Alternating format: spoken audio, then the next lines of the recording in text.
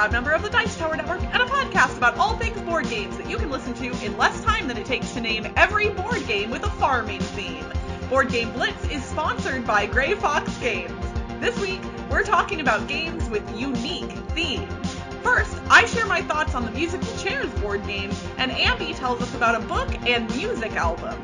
Then, we chat about games with themes that are outside the box, or rarely seen.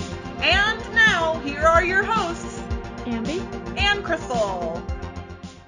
I have played board games recently, but I also got some review copies, kind of a book and a song album. They're digital, so it's not like, I don't know what that's called. It's still a review copy, I guess. But, yeah, so I got a review copy of Winning Streak, which is a book about board games, and also a board game song album by the Meaples, Meaples. So I'll talk about both of them now. So Winning Streak is a book by John Michael Gariepi. It's going to be on Kickstarter soon, I think. I'm not sure if it's out yet. It's sometime in May is the plan for Kickstarter. But it's Winning Streak, Tales and Trivia of the 40 Most Popular Board Games. So it goes through the top 40 board games by Ranker.com as of October 2015, because I guess that's when he started writing it. Whoa. That's a long time ago now. Yeah. So, like, some of the board games, it goes into more detail on, like, about the board game, but some of them it goes over, like, not about the board game at all. Like, for Clue, which is on there, it goes over the movie, which had some interesting stuff. So there are a couple of tidbits I learned, but, like, most of it, like, I already knew and was familiar with the board games, so I wasn't really sure what the audience was, because there were some jokes that were kind of funny, some I didn't get, but, like, some of the jokes were only funny if you're familiar with the game, but then if you're, like, familiar with all of these games, I'm not sure why you would be reading the game about the top board games on Ranker.com, because, like, you already know, if you're, like, super familiar with board games, you'll already know, like, about all these games. Yeah, so the Winning Streak, the book, felt more like a compilation of blogs, too. Because I'm not sure if that's how it started, but, like, each chapter was kind of like a blog about the author's thoughts on the game or something related to the game. So I didn't particularly enjoy reading it. Also, it seemed like it was made to be digital because it had some links in there for some stuff. And I was reading it on my Kindle, which is like an old black and white Kindle that doesn't really have good internet connection. So I didn't click on any of the links, but there are links there for, like, some more research and stuff. So that was a Winning Streak. I guess if you want to read more about some, like, interesting stuff about some of these games, the top 40 games from 2015. Well, so when you say top 40, what were how were the top 40 on Ranker decided? Like, what? I think it's just, like, people vote up and down. I'm not really sure. I'm not super familiar with Ranker.com. On their website, it says based on Ranker's poll of almost 400,000 votes. I don't know the algorithm very well. Yeah. But yeah, so it had a lot of the classics on there, and some of the modern board games like Pandemic, Catan. I forget all of the games that were on there. There were some things I learned, and there was, like, interesting stuff about the history of Stratego, and there was Monopoly in there. It talked about the TV show. There was a Monopoly game show, apparently. So that was something new that I learned. But overall, I didn't particularly enjoy the book, but there was some interesting stuff in there. So that's Winning Streak. And then the other thing that I recently listened to is an album by the Meaples, and that's Meaples. So I think it's kind of like a play on Beatles, maybe. So the guy who made my song intro for my top 100 games on the Dice Tower, he said that inspired him to make a board game song album of board game songs. So this is the album that he did. So that's Doug Anderson, and he calls it the Meaples, and there's 10 songs in there. They're all about board games. Some of them are about specific board games, like there's the one about Queen Domino, there's one about Colt Express, Tokyo Highway, and then some are just, like, in general about, like, dice or their friendly local game store. So all the songs had different styles. Like, some sounded kind of like the Beatles, some sounded like like the Colt Express one sounded kind of like a Western, and then some was just acoustic. The Tokyo Highway one sounded like more electronica. I enjoyed it. Some songs I liked more than others. My favorite, I think, was probably Tokyo Highway. It was upbeat, and Take Your Turn was my next favorite, I think. But that was like a catchy rock tune stuff. And my kids, when they were listening to the song, they liked the beat and danced to them. So my kids like listening to music. They're 19 months right now, so when they listen to music, they dance back and forth. And I think they liked Take Your Turn the best. So that's like one of the songs on there is very upbeat. So yeah, if you are interested in music and board game stuff, you can check out the Meaples album. I'll have a link, but I think it should be published and available to listen to and buy the digital album when this episode releases. So yeah, that was the Meaples board game song album. I recently got a game to the table that I was super excited about, not the least of which because it has been sitting unplayed on my shelf for the better part of this past year. Kelly North Adams, who is a board game designer, kindly sent me a copy of the game that she released in 2020 from Rio Grande Games, and it is called Musical Chairs. So Musical Chairs is a card game where you are literally simulating a game of musical chairs, the thing that you played when you were a kid, where there's a whole bunch of chairs in a circle and everybody walks around while music plays, and then when the music stops, everybody has to find a seat, and there's always one less chair than there are people, and so one person ends up without a seat and then is eliminated. In the card game, it bears some similarities to trick-taking games in that there are different suits of cards that are all associated with different colors, but there are a lot of different suits. There are 8 different suits total, and those are indicated by both color and symbol. You're playing cards out into a line in the middle of the table, and there are specific rules regarding what types of cards you can play. It's not like a trick-taking game in that you follow suit necessarily. You are trying to play cards numerically in ascending order to some degree, if you can. And then every time you play a card, you move your little meeple around the board, which has all of the chairs on it. And you can move your meeple between 1 and 3 spaces. So it's kind of like musical chairs in that you can move slowly around the circle or quickly around the circle. You get to choose. And then as the line of cards gets larger and larger in value, eventually some of the players will not be able to play or will choose not to play. The music will stop, and all of the players, whatever chair their meeple is on, that is the chair that they will score. They will get to claim cards from the line that match the color of the chair they ended up on, and then those cards will score points based on how many treble clefs they have on them. But if 2 players are on the same space, which does happen in a game of musical chairs, 2 people are standing in the same area, they have to have a butt battle over the chair. And there is actually it's called Butt Battle. Oh, that's what that picture was from. Yes, that's what that picture was for that I put on Twitter. I was like, yes, I'm playing a board game that literally has something called Butt Battle in it. Interestingly enough, the Butt Battle is my least favorite part of the game mechanically, which really bummed me out because the name is great, but players just play cards from their hands, and whoever plays the highest card wins the butt battle, and so it's really anticlimactic in that regard. But I have to say, this game, I was like, I didn't quite get it from like reading the rules, but as we were playing, it genuinely felt like as we kept playing cards of higher and higher values each round, like before the music stopped, it felt like a game of musical chairs, like that tension that starts to build as everybody's walking and like crowding up around each other, and like you know the music is gonna stop soon, but you don't know exactly when. Like that tension, I felt it in the game, and wow.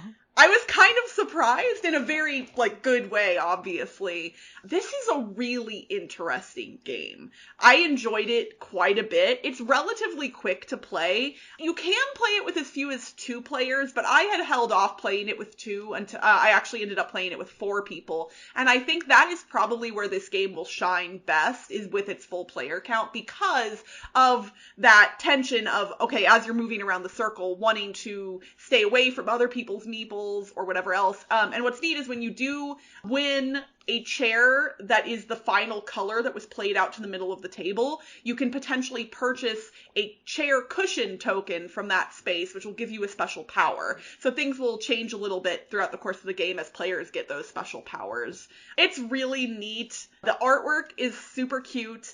I really enjoyed this one. It came out in 2020, and I've heard next to nothing about it. It's from Rio Grande Games. Kelly North Adams is a pretty cool designer, so I would say this is one that people should look into if they like kind of lighter card games with interesting themes, and that will tie into our discussion that we're going to have here in just a minute. But yeah, Musical Chairs impressed me, especially with how well the theme kind of came through in the gameplay.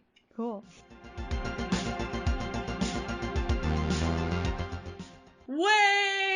Way back in 2016, we released episode 3 of the podcast, and it was called All Things Unique, and we talked about games with unique themes. It's been a long freaking time since we recorded that episode, and so we're going to talk about unique themes again, because honestly, in the past 5 years, a whole bunch of new games have come out with really cool and unique themes. That's true. I think a lot of my go-to unique themes are still ones that came out before 5 years ago. Oh, that's interesting. Like I looked back at the podcast, and I talked about like Dungeon Pets and Lacerda games, and those are still games that I think of like Euros with unique themes. And also Tragedy Looper, I think, has a unique theme still. So I mean, those have unique themes, and that's still relevant to our conversation, for sure. And they've been like among my favorites for a while, so those are the ones that always pop up to the top of my list. So when we talk about theme in a board game, we're talking about the setting in which the board game is set, or like the overarching setup, the framework for which the game is being played upon. And the thing that I always complain about here on the podcast is games with boring themes. You know, things like farming and other stuff like that tend to pop up. Yeah, brown. Brown the theme. Brown. Tan and brown, the theme. Yeah, like earth tones, the game is like basically what I like to complain about. And I've said this before, but like for me personally, it's not just that those themes do not resonate with me, but I love to spread my love of hobby board games. I like to play games with other people. I like to tell people about games. Obviously, we like to tell people about games. We wouldn't have a podcast if that weren't the case. But like, it's hard for me to hype up games with boring themes sometimes. Yeah. You know, like I think you all have heard me say things about games like Carpe Diem, where I'm like, this is a really great game, but I can't get somebody excited about that unless they're already basically into Stefan Feld games. And then I can be like, you know Stefan Feld, this is a good one. You know, like there's nothing, I can't describe it in a way that makes it sound exciting. Whereas this morning, I got to play a game from designer Aaron Vanderbeek, same designer as Castell. He has a new game coming that he's going to be kickstarting here within the next few months. It's called Shablam, and it is about drag lip sync performances. And it's fabulous. Not just the theme, but the game is spectacular. The mechanics are super solid, really fun, and I can get people excited about a game about drag lip sync performances. Like, that is a theme that people will instantly be, like, some people are not going to want that theme in a game, but I think a lot of people are going to go, that sounds intriguing, I want to see more. Yeah. And of course, Castell, Aaron's other game design, I've touted many, many times as a really interesting theme. It's literally building human pyramids in Catalonia. Like, you don't see games about things like that. I can show you a YouTube video of that, and then you can be like, wait, we can play a board game about that? And it's amazing. Yeah, and I think that's why it's important to have unique themes, is having a lot of different themes gives us options for bringing other people into gaming, because someone who doesn't play games won't necessarily be interested in all of the typical gaming themes, and because like what they know about of gaming maybe is like Dungeons and Dragons, so the fantasy themes, or like the boring brown themes, or like space or something. Like they think of that as games, and then they don't know that all these other themes exist. And so it's great that all these other themes have existed. So like, was it last year I reviewed a jiu-jitsu themed game, Brazilian Yeah. jiu-jitsu. And like that was super unique and it's really exciting. Like we were so excited to play it just because of the theme. And we haven't talked to any or like seen any of our jiu-jitsu friends, but like maybe we could play with them. Absolutely. And it's not just that a unique theme makes it easier to tell other people about a game. It also, for me personally, it makes a game more memorable. I am more likely to have something stick in my head if it is unique in some way. And so if the theme is unique, then that is the case. Yeah, me too. I would say a good example of that would actually be something like Belratti. So Belratti is similar in mechanisms to a lot of other kind of party-style games where, you know, people are playing things and then one person has to choose a thing. Like, that's not uncommon. But the fact that you've got an art forger who's trying to slip paintings into, like, an art gallery, that's memorable. It helps you stick in your head a little bit better. Yeah, and like that one, it made me look up because it's like a parody of Belratti. Like Belratti. Okay. Yeah, like a real art forger is what it's like. It's a parody of it. Yeah. So that's more memorable too. Absolutely.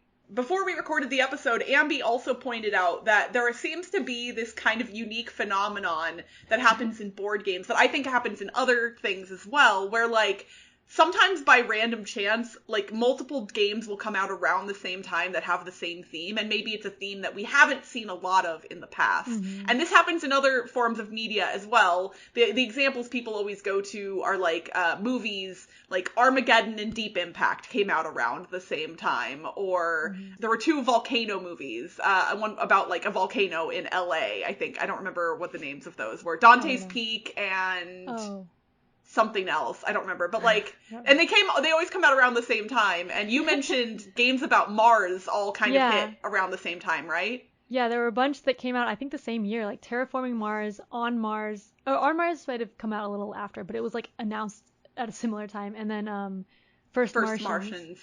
And I don't know if there were other ones too, but then now it seems like Mars is there's too much Mars games or something, too many Mars games. But it's only a few, right? Right. Another really all came at the same time. Another good example of this, and it gives me an opportunity to shout out our sponsor, Gray Fox Games, is in 2019, 2 games came out about hens that lay gems.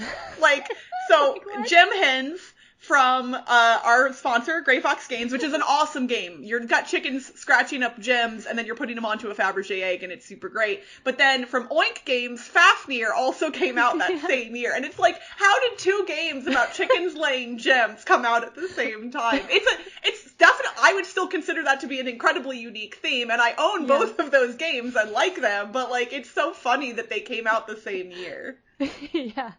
And they're different, right? Oh, very different. Aside from that theme, there are no similarities between those 2 games. Yeah. I will say that the games I tend to love and want to talk about the most often have unique themes. You know, I already mentioned Castell earlier. Things like Let's Make a Bus Route, which, you know, as far as flip or roll and write games go, a lot of those games don't have much theme at all. But in Bus Route, you're literally like, you've got a bunch of players all making their own bus routes on a single board. And that's incredibly unique for any board game, let alone a roll and write game. You've got something like Beasty Bar, where you've got a whole bunch of animals standing in line outside of a nightclub trying to get in, like jostling for position in line. And there are a few games about standing in lines.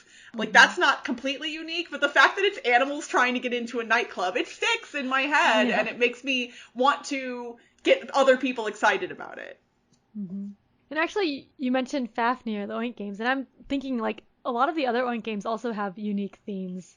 Like, Deep Sea Adventure is one of my favorites. It's just, you're going down and sharing oxygen. You're going down in a submarine and sharing oxygen with everyone else, trying to get treasure. That's funny. Absolutely. And then, the one that I got in the Kickstarter is Ninja Catfoot. I haven't played it yet, but you're like trying to sneak and get things, but like you can't be too fast, but you have to be fast enough to like get it first. But like if you're too fast, then you get a penalty. You strap a smartphone to your wrist to like do the motion detecting, which is like That's pretty unique. But like, yeah, they're funny, unique themes. Absolutely. And I would say that is actually more common from my point of view of games coming out of Japan. A lot of the games coming out of Japan have, not weird is not the right word, but unique, I think, is a good word for it. Like different things that you don't see coming out of the American or German board game markets per se. Yeah. And yeah, part of that is just that, like, that's because they're a different culture, so like we don't see that many Japanese games. But I think also in Japan they have more indie games, like self-published, and we're seeing more people publishing or like self-publishing and stuff in Kickstarter now. So more unique games are coming out on the American side and European side too, I think. Absolutely. And it does seem that just recently Japanese publishers are recognizing that Americans are interested in their games, and Oink especially. I mean, Oink just ran that Kickstarter for their physical games, and this month they're running another Kickstarter. It has not started as of us recording. I don't know when it starts, but they're bringing some of the Oink games to the Nintendo Switch, which I am so excited about. Like, I don't know what games they're offering and if it's going to be like multiple tiers of things. Whatever they offer, I'm backing all in. Like, I don't know what it is yet, but that's what I'm doing. And it isn't just games from like the past few years that are unique. This isn't necessarily new, but I would say that there are a lot more unique games coming out. I think publishers in the past, it felt like they kind of wanted to play it safe. And I think boring themes, and again, boring is from my point of view. I'm not saying the games are necessarily boring, but you know, those tan, brown, you know, whatever themes were a safer bet. Like, nobody could get upset necessarily. I mean, I do. I get upset about those games, but like, nobody's going to be like, oh, that's a horrible choice for a theme. It's just what it is. But I think more publishers are recognizing that these unique themes not only will bring in new gamers, but will get existing gamers more excited. But again, this is not new, because you go all the way back to like the 1970s, for instance, and you've got something like the McDonald's game, which looks like a cash grab, but is a really fun game about constructing a fast food order. Like, that's unique. You don't get that in a lot of games, and it works well, and it's really fun. Yeah. And then for like the more modern board games, Pret-a-Porter was released in 2010, and that's a heavier economic Euro game about fashion. So this was released by Portal Games, Ignacy Trzewiczek, and I remember hearing that like it didn't do very well, and so he was thinking of changing the theme. Yeah, they were gonna retheme it to like video game programming or something? To video games or something. Yeah. But luckily they kept the same theme and it did really well in the remake. So I think also the growth of the hobby in general has helped have more market for these unique themes, and then so as these unique themes do well, then the publishers see that they're doing well, so they can take more risks and stuff. So that's cool.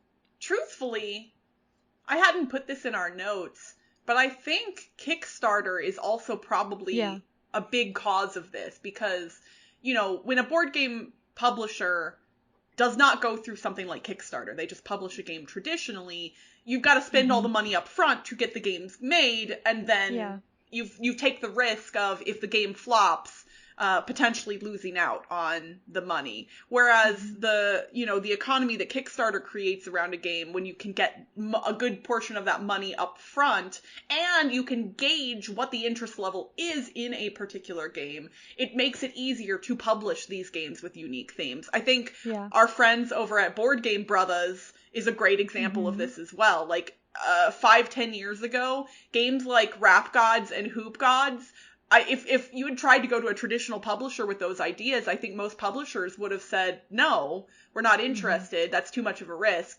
Whether that's the correct decision or not is a debate for another day, and I don't think it is. But, now you can just be like, no, I'm taking this game to Kickstarter, and the board game community can say, yes, this is a thing that we want to see in our hobby. Thank you for making it. Give me a copy, please. Yeah, Kickstarter has been very good for that. It really has. It's changed the landscape of board games in some really dramatic ways. And I think a lot of people like to hate on Kickstarter for certain reasons, you know, stretch goals and large companies using Kickstarter. But like, for me, as a person who works in marketing for a living, not for a board game company, it seems like a really smart thing for companies to do. Not just to get the money up front, but that gauging of interest. Like, seeing how many people want a particular game. You know, if Jamie Stegmaier from Stonemaier ever decided to use Kickstarter, then we wouldn't have the issue that we had when Wingspan released, where we never had enough copies for everybody, because... So there's a lot of reasons why Kickstarter has done good stuff in this regard. And also it's allowed more people to design and publish games. Like what I was saying before about like indie publishers, there's more of those self-publishers in Japan, but like Kickstarter is allowing more of those to be everywhere. And so more people designing games means more unique themes from more different perspectives and stuff. So yeah, it's awesome. Absolutely. I don't want to just see games from the same publishers over and over again, or the same designers over and over again. I want to see new stuff. I want to see innovative stuff. I want to see the cool things that are in these people's brains that, you know, we haven't even discovered yet. The well of what board games could be has only been tapped just a tiny bit, I think. And there's going to be a lot more really neat stuff coming in the future.